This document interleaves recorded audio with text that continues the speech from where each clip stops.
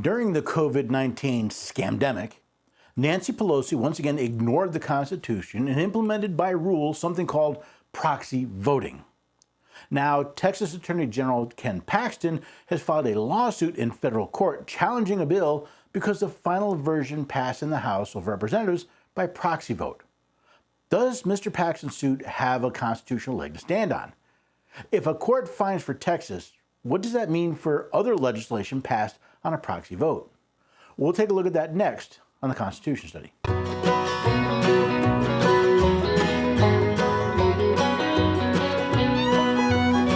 the neighbors and have a few good friends.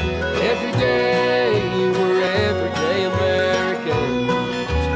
Oh, every day we're everyday Americans.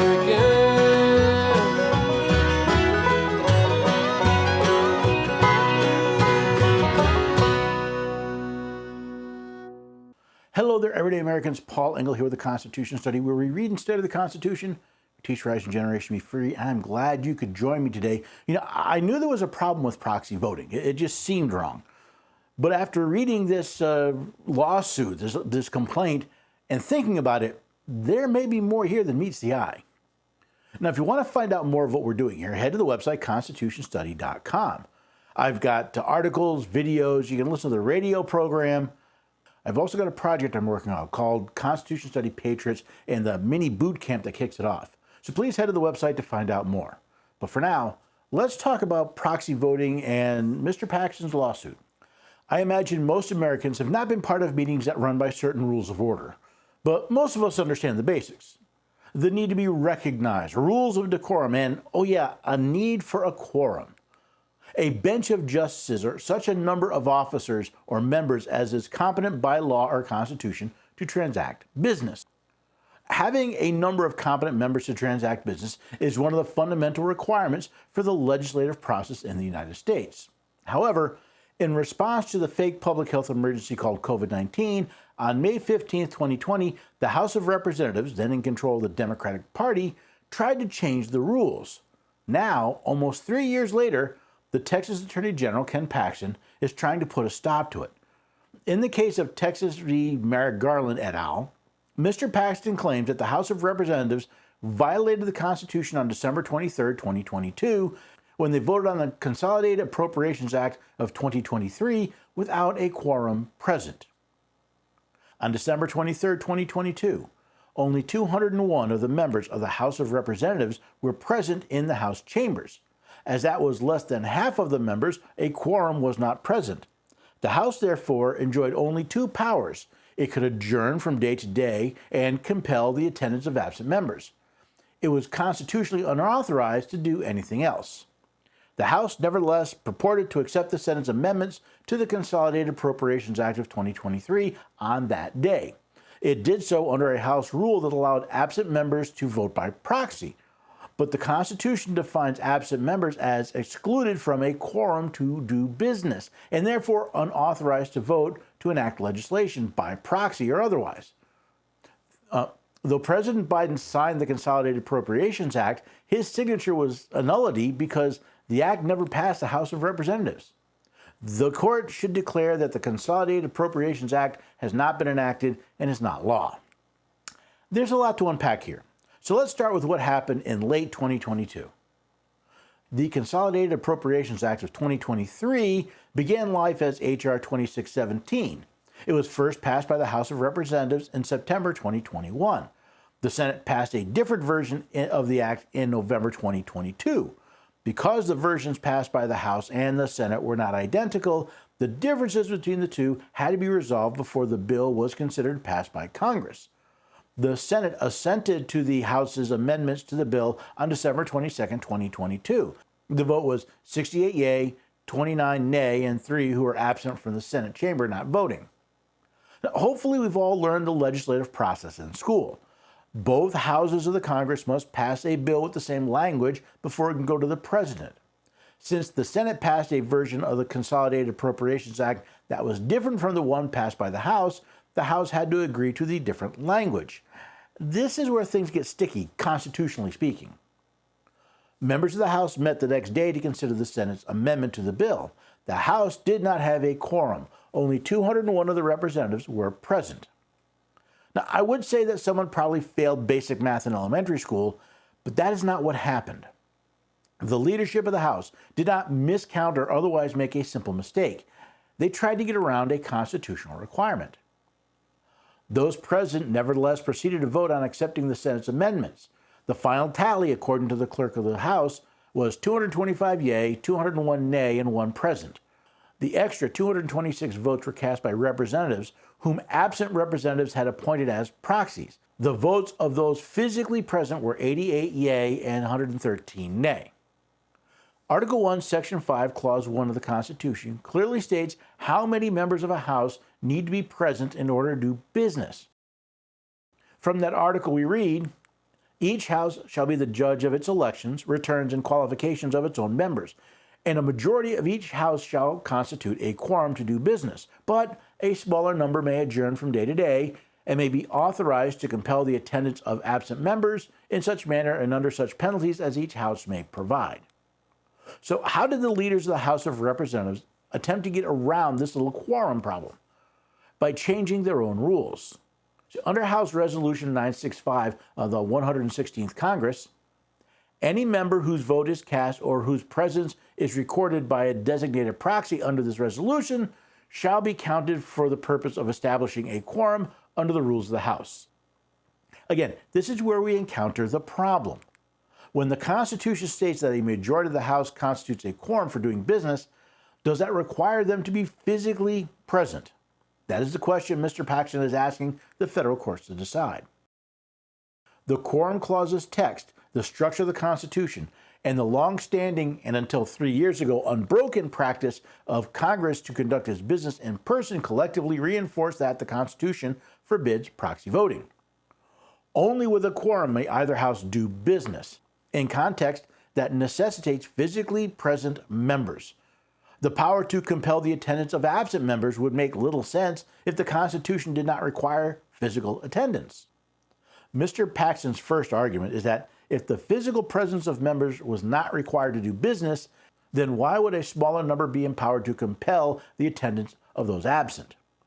This argument makes sense to me. Otherwise, a minority of members could conduct business while the others were not present, something the framers of the Constitution apparently didn't want. Mr. Paxton claims that this is further proven by other parts of the Constitution. Other clauses of the Constitution confirm that members must be physically present for purpose of a quorum to vote on legislation. Article 1, Section 4 requires Congress to assemble at least once each year, where assemble meant to bring together into one place or congregate. This is based on Johnson's dictionary. See also U.S. Constitution, Article 1, Section 5, Clause 4. No adjournment to any other place than that in which the two houses shall be sitting. The U.S. Constitution, Article 2, Section 3, discussing the convening and adjourning Congress. Now, Article 1, Section 6 grants certain privileges to members, but those privileges require physical presence. Specifically, members are privileged from arrest during their attendance at the session of their respected houses and in going to and returning from the same. That's Article 1, Section 6, Clause 1. This privilege, which refers to going to the House and returning home, would be surplusage if members could stay home to vote. Other examples of constitutional construction that Mr. Paxton relies on are not as convincing. The yeas and nays clause discusses counting the votes of those present. That's Article 1, Section 5, Clause 3. The problem with this is that the part of the clause he's referring to is not referring to regular voting. Each House shall keep a journal of its proceedings and from time to time publish the same, excepting such parts as may in their judgment require secrecy, and the yeas and nays of the members of either House on any question shall, at the desire of 1/5 of those present, be entered into the journal. He also tries to link the impeachment, treaties, and presidential election clauses presence requirement with the general business of the House.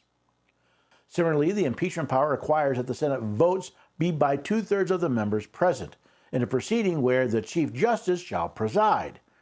Neighboring language refers to presence too, in a manner that would rob it of meaning if proxy voting were allowed. The President shall have the power by and with the advice and consent of the Senate to make treaties, provided 2/3 of the senators present concur. The President of the Senate shall, in the presence of the Senate and House of Representatives, open all certificates, and the votes shall then be counted. Now, while some of Mr. Paxton's constitutional arguments work, others not so much. It appears, however, that previous Supreme Courts have agreed with Mr. Paxton's position. Supreme Court precedent supports this construction of the quorum clause.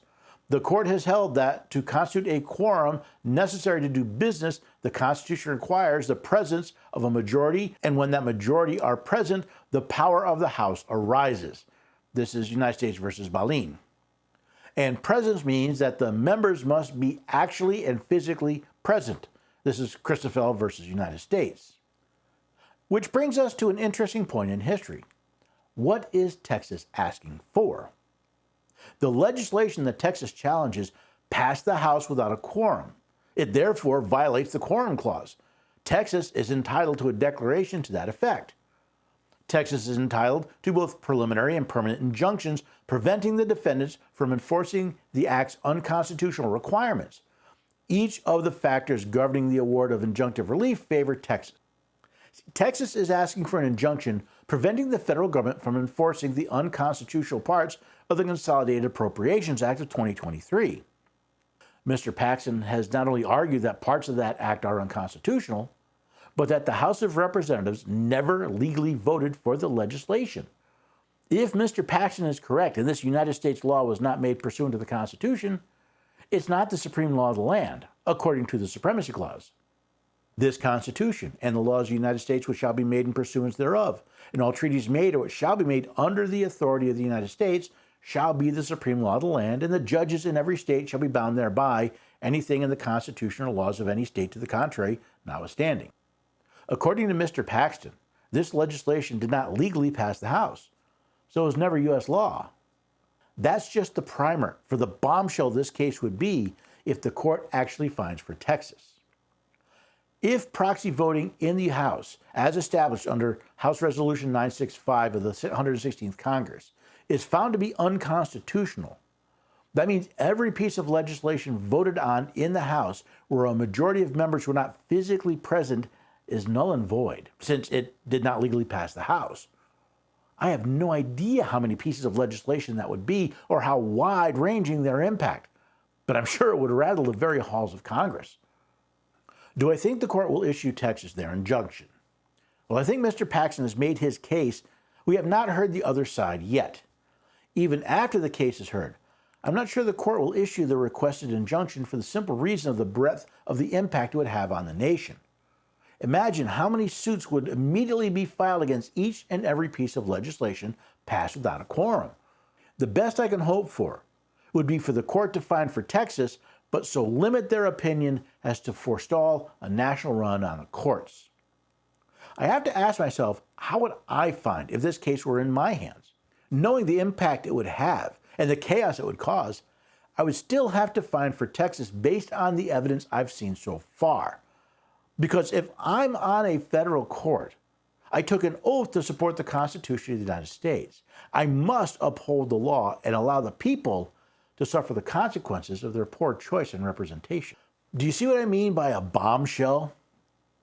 If this court finds that the quorum clause means that proxy voting was not legal because there wasn't a quorum present, how much of the legislation passed over the last 3 years was never actually passed by the House? How many pieces of legislation signed by the president never legally got to his desk? I talked about them being null and void. They never legally existed. I could see a lot of chaos coming from that. I could see a lot of lawsuits. I could see a lot of political people going crazy. But do we ignore the law because following it would make life difficult? It seems to be a habit followed by courts nowadays. They're concerned about the impact of their opinion, not simply whether or not it follows the law. As I said, the case has yet to be heard, and it's got a long way to go. My guess, all the way to the Supreme Court of the United States, which is really quite interesting because wouldn't the Supreme Court have original jurisdiction in this case? But I plan to keep an eye on this because it does have a potential to have an extreme impact for the benefit of law and order, to reestablish the rule of law. And who knows? We'll have to see what happens. Now, if you want to follow with me, just head to the website, constitutionstudy.com. You can sign up for the mailing list. There's one where all my articles get sent directly to you via email as soon as I publish them. You can also get my newsletter or my insider updates. It's all there. Hey, you can ask a question. You have something you'd like me to cover here? Ask a question and let me know. Most of all, I hope you'll follow along with the Constitution Patriots and look at the mini boot camp I'm setting up. They're still in the early stages. I'm still working out details, but I'm looking for people that are interested in what is a Constitution Study Patriot. Go to the website, find that post, and follow along. Find out if you want to join us in this move to be constitutional patriots, to know what our rights are and be prepared to defend and assert them, to not listen to the politicians and pundits and court reinterpreters, but to listen to our founding fathers, the framers of our republic, and help us restore this place, this great country we live in, to the land of the free and the home of the brave. I hope that's enough to encourage you to join me here next time. Maybe even bring a few friends to the Constitution Study.